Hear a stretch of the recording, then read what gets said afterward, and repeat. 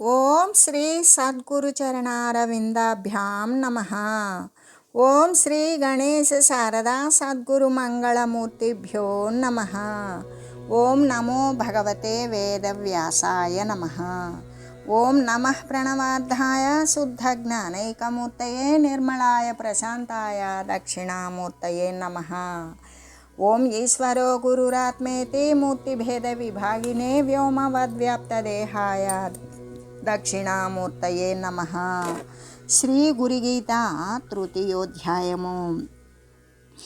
అయితే శ్రీ గురుదేవుని యొక్క శిష్య సంతరణ విషయాన్ని గురించి విశదీకరిస్తూ ఉన్నాం.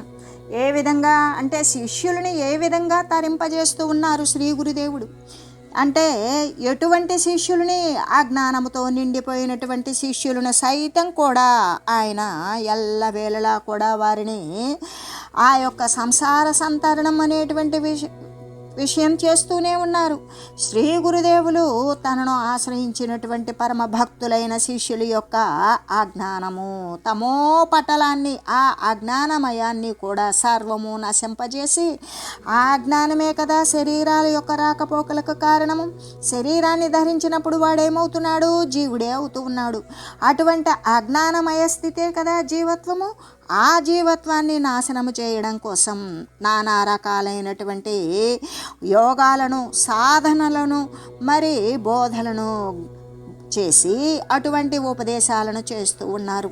అంతేకాదు వారికి అర్థమయ్యే తీరుగా అంటే మాయబోధన గురించి సూటి మాయాబోధ చాట చెప్పిన గాథ అన్నట్లుగా ఈ యొక్క మాయబోధ అనేటువంటిది సూటిగా చెప్తే అర్థమవుతుందా? లేదు. దానికి అనేక రకాలైనటువంటి దృష్టాంతాలను జోడించాలి, ప్రామాణీకరించాలి, వాటికి నిరూపణలు చూపించాలి. ఇటువంటివి అలాగే పోలికలు, సాదృశ్యాలతో కూడుకొని, అంటే గతంలో మహనీయులైనటువంటి వారు ఎకాఎకిని ఉన్న పలంగా జ్ఞానం అయిపోలేదు, జ్ఞానులు కారు.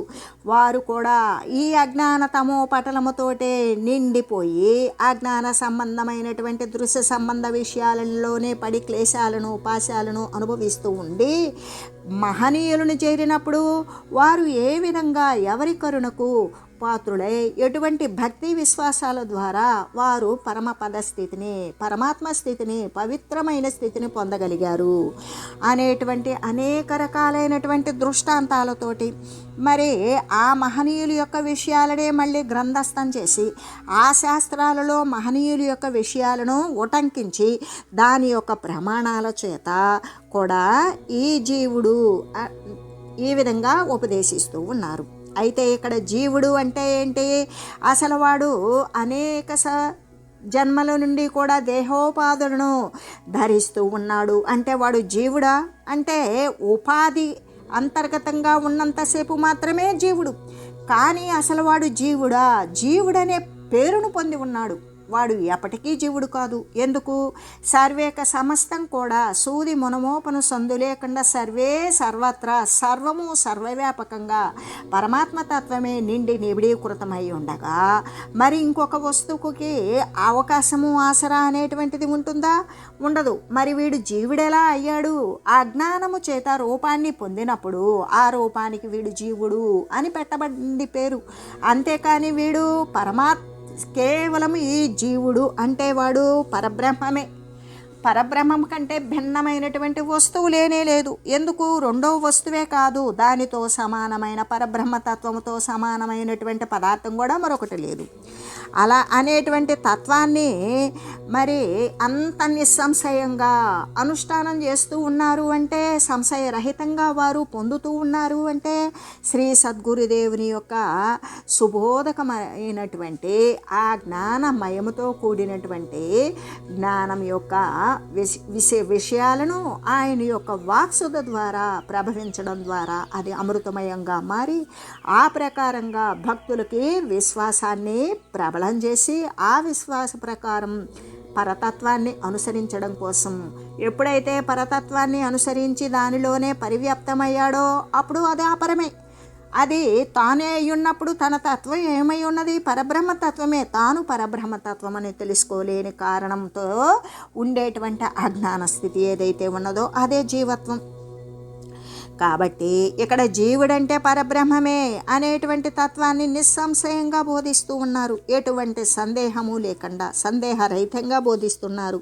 చిట్ట చివరికి ఏమవుతుంది అది అంటే శ్రీ పరమ కృపాసారమే అయి ఉంటుంది. శ్రీ గురుదేవుని యొక్క పరమమైనటువంటి కృపా రసావేశం, కృపాసారం, పరమ గురుదేవుని యొక్క కృప ఏమిటి, ఆ యొక్క సార పదార్థం ఏంటి, దానిలో ఏమున్నది సత్ఫలితం అంటే ఆయన యొక్క కృప యొక్క ఫలితం ఏమిటి అంటే అక్కడ జీవ బ్రహ్మైక్య స్థితి.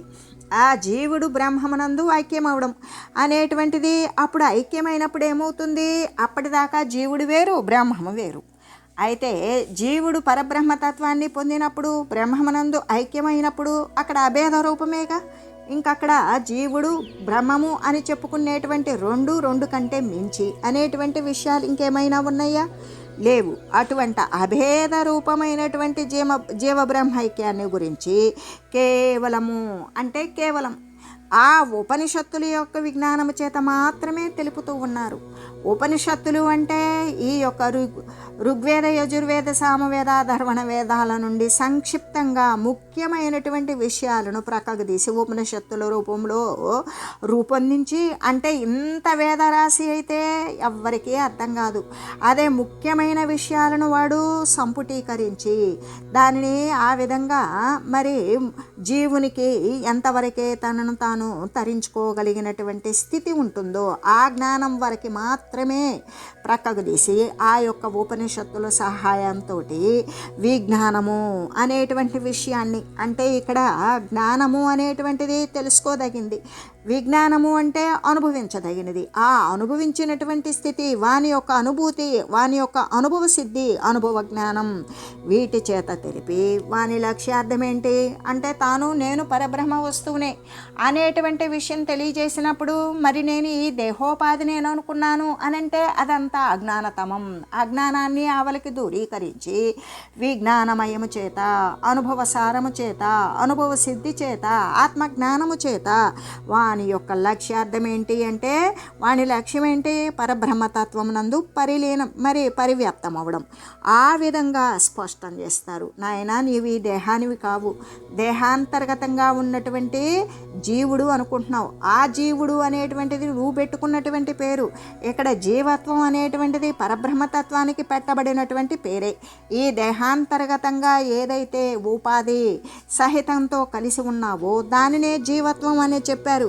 ఆ జీవత్వాన్ని నశింపజేసుకుంటే ఇక నువ్వు అక్కడ ఉండేటువంటి పరమలక్ష్యమైనటువంటి పరబ్రహ్మ స్వరూపానివే నీవు అని తెలియజేసి, ఇంకప్పుడు వాని యొక్క జీవస్థితి అంటే ఆ యొక్క శారీరక ఉపాధి సంబంధమైనటువంటి విషయ దృశ్యమాన జగత్తులో సత్యం అనేటువంటి అస్థిర పదార్థాన్ని గురించి ఆ సత్యము అని స్ఫుటంగా తెలియజేస్తారు. అలా స్ఫుటంగా తెలియజేసి వాడిని జీవత్వం నశించిందా వాడు శివుడే అవుతాడు. అటువంటి అజ్ఞానం నశించిందా జ్ఞానముతో నిండిపోయి ఉంటాడు. ఆ జీవుణ్ణి శివుణ్ణిగా చేస్తూ ఉన్నారు శ్రీ సద్గురుదేవులు. ఇదంతా కూడా పరమ గురువుల యొక్క అనుగ్రహం మాత్రమే అయ్యున్నది. ఇది ఇంకా ఎవ్వరి వల్ల కూడా సాధ్యపడేటువంటి విషయం కానే కాదు. ఇదంతా కూడా శ్రీ గురుదేవుని యొక్క అనుగ్రహ భాగ్యమే, ఆయన యొక్క కరుణా విశేషం మాత్రమే అయ్యున్నది. శ్రీ గురుదేవుని యొక్క అనుగ్రహం గనక ఎవరి పట్లయితే ఉంటుందో వారు ఈ ఉపనిషద్ విజ్ఞానమైనటువంటి, ఉపనిషత్తు అంటేనే విజ్ఞానము, అంటే ఏ అనుభవ జ్ఞానమైతే ఉంటుందో ఆ ఉపనిషద్ విజ్ఞానము శిష్యుడు గ్రహిస్తూ ఉంటాడు. ఆ తత్వాన్ని అంటే అమృత తత్వాన్ని పొందుతూ ఉన్నాడు. శ్రీ గురుదేవుని యొక్క దయాసారమే వేదసారము. అంటే గురుదేవుని యొక్క దయా రసము, దయాసారము ఏదైతే ఉన్నదో అదే తెలుసుకోవలసింది. ఆ తెలుసుకున్నది వాడు అనుసరిస్తూ పోయినప్పుడు వానికి ఆ విజ్ఞానము పరమలక్ష్యమైనటువంటి ఆ లక్ష్యార్థం ఏంటి అంటే పరబ్రహ్మతత్వాన్ని పొందడమే.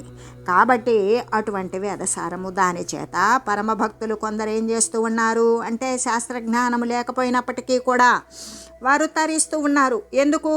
శ్రీ గురుదేవుని యొక్క దయాసారమే వేదసారమై ఉన్నది కదా. ఆయన యొక్క దయయే వారిని అనుగ్రహించి కరుణాపాతమైనప్పుడు వానికి అఖండమైనటువంటి జ్ఞానాభివృద్ధి జరుగుతుంది. ఆ అఖండమైన జ్ఞానాభివృద్ధి చేత అఖండతత్వాన్ని వారు పొందుతూ తరిస్తూ ఉన్నారు.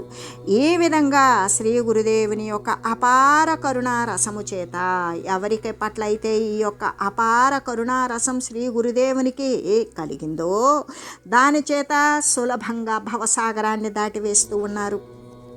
అంటే సులభంగా సునాయాసంగా వారికి ఎటువంటి శాస్త్ర పఠనాదులు అవసరం లేదు, అభ్యాస యోగాలు అవసరం లేదు. అఖండమైనటువంటి కరుణాపాతం శ్రీ సద్గురుదేవుని యొక్క అనుగ్రహ భాగ్యం విశేషంగా వాని పట్ల వర్షించినప్పుడు వానికి ఇక ఆ భవసాగరాన్ని, భవసాగరము అంటే భవము అంటే పుట్టుట, పుట్టాడా చస్తాడు, చచ్చాడా మళ్ళీ వస్తాడు, వస్తాడా మళ్ళీ పోతాడు. ఈ విధంగా ఉండేటువంటి ఏ యొక్క సముద్రంలో అలల్లాగా ఒక అల వస్తుంది, మళ్ళీ వెనక్కి పోతుంది, లేదా విరిగి పడిపోతుంది, మళ్ళీ వస్తుంది పోతుంది, మళ్ళీ వస్తుంది పోతుంది. తీరాన్ని దాటైతే పోదు కదా, తీరం లోపలనే విరిగి పడిపోతుంది, అక్కడి దాకా వచ్చి వెనక్కి వెళ్ళిపోతుంది. ఈ విధంగా ఉండేటువంటిదే ఈ యొక్క అజ్ఞానమయమైనటువంటి ఈ యొక్క జీవతత్వం. అటువంటి జీవతత్వమే కదా భవసాగరము. ఆ భవసాగరము పుట్టాడా పోతాడు, వచ్చాడా పోతాడు, పోయాడా వస్తాడు. కాబట్టి ఇటువంటి భవసాగరాన్ని అంటే వచ్చిపోయేటువంటి స్థితి కలిగినటువంటి ఏ యొక్క సాగరము సంసారము అయితే ఉన్నదో దాన్ని దాటివేస్తాడు.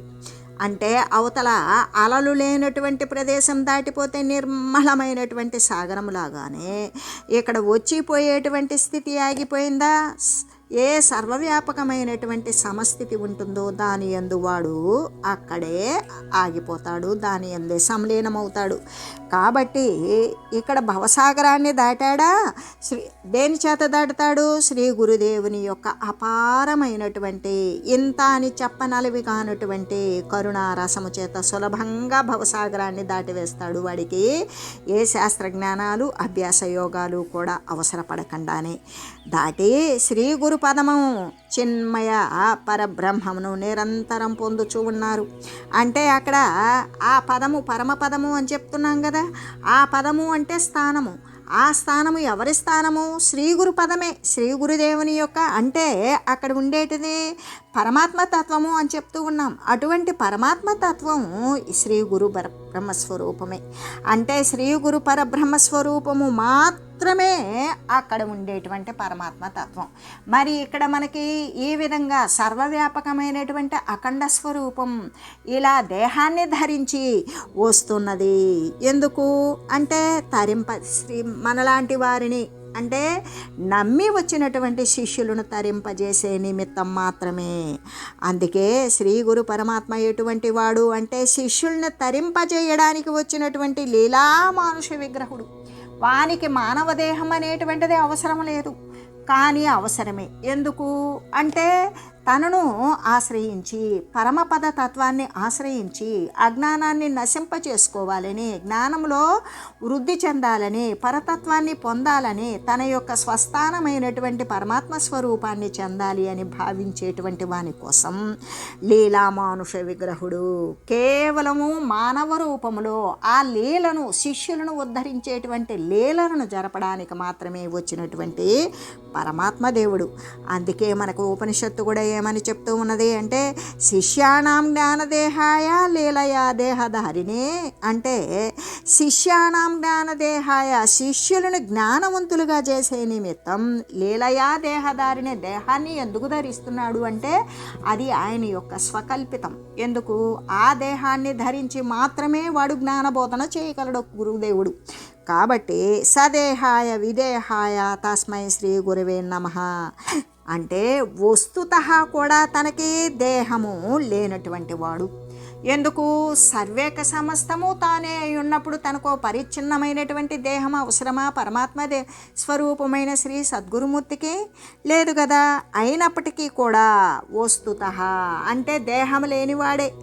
అంటే ఎప్పటికీ కూడా మూలంలోనే ఆయనకి దేహం లేదు. ఎందుకు? సర్వేక సమస్తము తానే అయి ఉన్నటువంటి స్వరూపం, సర్వవ్యాపకమైనటువంటి శక్తితత్వం కాబట్టి అటువంటి అయినప్పటికీ కూడా మరి ఎందుకు ఈ దేహాన్ని ధరిస్తున్నాడు అంటే భక్తుల కోసం.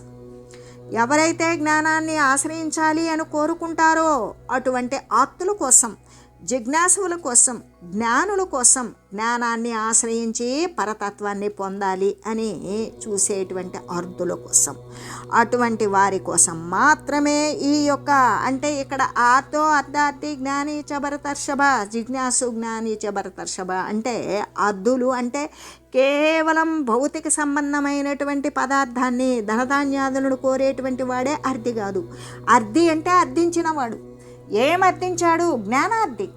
వాడు జ్ఞానాన్ని అర్థించాడు. ఎవరి దగ్గర అంటే ఇక్కడ సదేహ రూపమైనటువంటి ఆ రూపం తనకు అవసరం లేకపోయినా అంటే అజ్ఞానమయాత్మకమైనటువంటి ఈ దేహాలను నశింపచేసి మళ్ళీ జ్ఞానంలో పరిడి వెళ్ళేటట్టు చేయడానికి అవసరం ఏమిటి అంటే ఆయన మళ్ళీ ఒక దేహాన్ని నిర్మించుకొని ఆ దేహధారణతో అనేక మంది ఆ జ్ఞానతమాన్ని నశింపజేయడం కోసం ఏర్పాటు చేసుకున్నటువంటి లీలా మానుష విగ్రహం. అటువంటిదే పరమాత్మ దైవత్వం.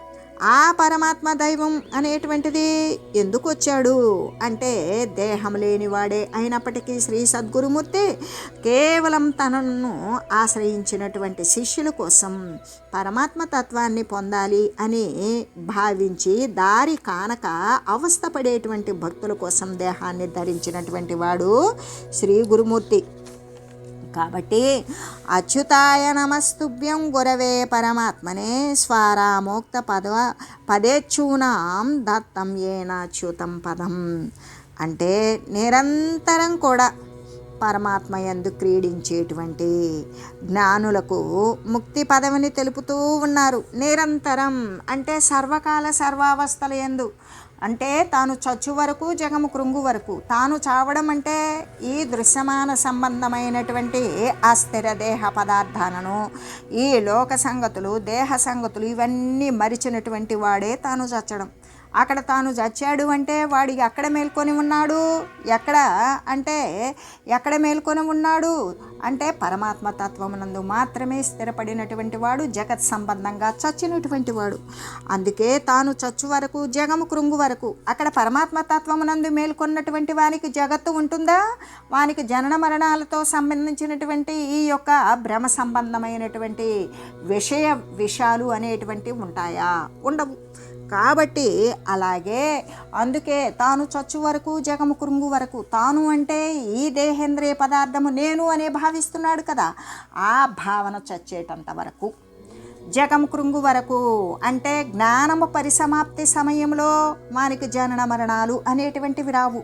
అటువంటి భ్రాంతులు శాశ్వతంగా నశించేటంత వరకు కూడా ఎవరైతే మరి పరమాత్మ దేవుని యందే క్రీడిస్తూ ఉంటారో అదే నిరంతరం. ఆ నిరంతరం ఎల్లవేళలా సర్వకాలముల యందు, భూత భవిష్యత్ వర్తమాన కాలముల యందు, జరిగిపోయిన కాలమునందు, జరుగుతూ ఉన్న కాలమునందు, రాబోయేటువంటి భావి కాలమునందు కూడా అంటే జాగ్రత్త దశలోను, స్వప్న దశలోను, సుషుప్త దశలో కూడా ఎల్లప్పుడూ కూడా పరమాత్మ తత్వమునందు మాత్రమే నిలబడి స్థిరపడి దానినే అంటి ఉన్నటువంటి వాడే పరమాత్మ తత్వాన్ని తెలుసుకున్నటువంటి పరమగురుడు. అటువంటి నిరంతరం కూడా ఆత్మ యందు క్రీడించేటువంటి జ్ఞానులకు, ఆ ఆత్మతోనే ఉండేటువంటి జ్ఞానులకు ముక్తి పదవిని తెలుపుచూ ఉన్నారు. అంటే పరతత్వం తెలియాలి అని ఉన్నటువంటి పరమ భక్తులకు వారు జ్ఞానులే. ఆ జ్ఞానులకి ముక్తి తత్వం. అసలు నువ్వు ముక్తి చెందడానికి నువ్వు దేనిని అంటి ఉండలేదు. నువ్వు దేని చేతనో కట్టివేయబడి ఉండలేదు. కట్టివేయబడి ఉన్నటువంటి వానికే విముక్తి కావాలి. బంధనం కలిగినటువంటి వానికి విడుదల కావాలి. ఇక్కడ నువ్వు దేని చేత బంధించబడలేదు. కేవలము అజ్ఞానము అనేటువంటిదే ఉన్నది. ఆ అజ్ఞానాన్ని తీసేసుకున్నావా, నీవు ముక్తత్వాన్ని నీ స్వంతంగా నువ్వు పొందినట్లే. ఈ స్వంతంగా పొందగలిగినటువంటి అనుభవ జ్ఞానం శ్రీ సద్గురుమూర్తి యొక్క జ్ఞానోపదేశం ద్వారా మాత్రమే ఉత్పన్నమవుతుంది.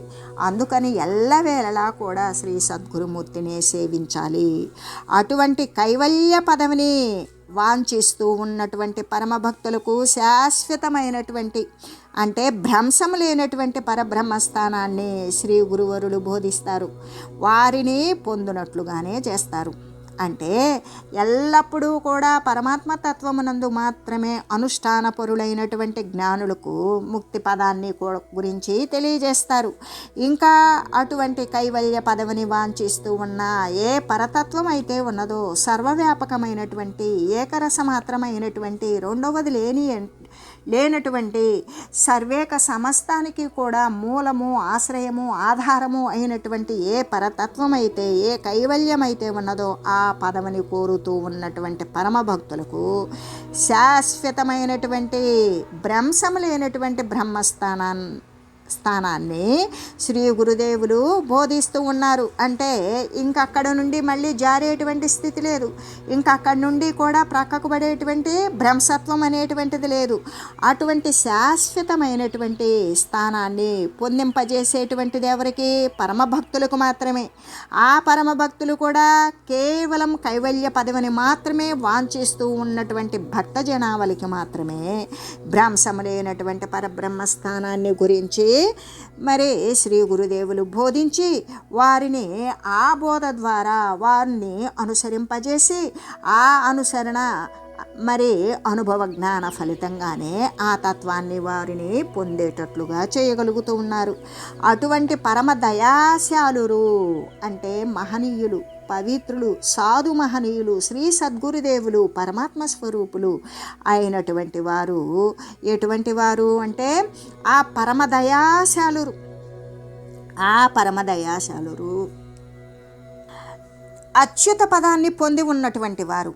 అచ్యుత అంటే జారనటువంటి స్థితి, భ్రంశత్వం లేనటువంటి స్థిరమైన పదవి, స్థిరమైన తత్వం. అక్కడ ఒక పదవి, ఆ పదవి, ఈ పదవి ఏమి లేదు, ఉండేటువంటిది ఒకటే పదవి. ఏంటి? పరమాత్మ పదము. ఆ పదమునందు స్థిరముగా, సుఖముగా, శాశ్వత విరామములో ఉన్నటువంటి పదాన్ని పొందినటువంటి వారిలో పరమాత్మ స్వరూపులే అయి ఉంటారు కదా. ఆ పరమాత్మ స్వరూపులే అయినటువంటి వారు మాత్రమే శ్రీ సద్గురుదేవులు. వారు మాత్రమే మళ్ళీ ఆ స్థానాన్ని ఇతరుల చేత పొందింపజేయగలిగిన వారు. కాబట్టి అటువంటి సద్గురుదేవులకి ఎల్లవేళలా కూడా నేను నమస్కారం చేస్తూ ఉన్నాను అని చెబుతూ, ఆ నమస్కారం కూడా ఎందుకోసరం? నాకు కూడా అటువంటి పరమస్థాన కైవల్యము అనేటువంటిది అనుగ్రహించే నిమిత్తం అని తెలియజేస్తూ, ఓం మంగళం శ్రీ గురుదేవాయ మహనీయ గుణాత్మనే సర్వలోక శరణ్యాయ సాధురూపాయ మంగళం. ఓం లోక సమస్త సుఖినో భవంతు. ఓం శ్రీ సద్గురు పరబ్రహ్మార్పణమస్తు. ఓం తత్సత్.